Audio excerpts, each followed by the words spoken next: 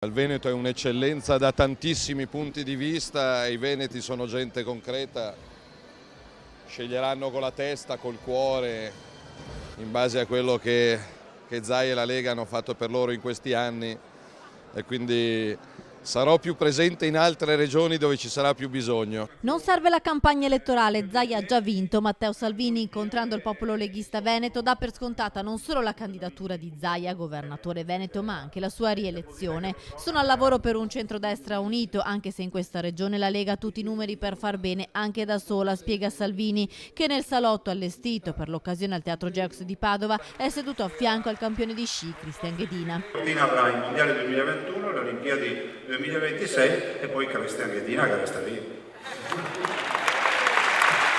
Una tappa veneta che potrebbe essere l'unica, visto che il leader del Carroccio ha annunciato che sarà presente nelle regioni dove c'è più bisogno. Salvini non bada molto alle sardine radunate al portello, ma sul candidato del centro-sinistra veneto non ha dubbi. Possono candidare con tutto il rispetto anche la Befana o Mago Merlino, ma penso che avrà poche speranze di passare in Veneto perché, ripeto, dalla sanità, in cui in Veneto è primo in Italia, i numeri sul turismo, sulla disoccupazione.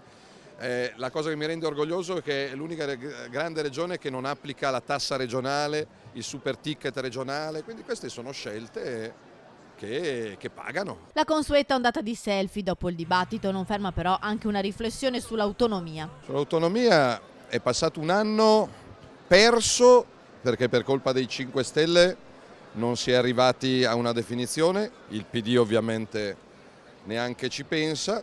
Il fatto positivo è che tante altre regioni italiane si sono accorte che introdurre criteri moderni, concreti, efficienti, i principi del merito e della responsabilità fa bene a tutto il Paese, da nord a sud, e quindi torneremo al governo con una squadra più compatta e più coesa rispetto all'esperienza precedente e l'autonomia farà bene non solo al Veneto e alla Lombardia ma a tutta Italia.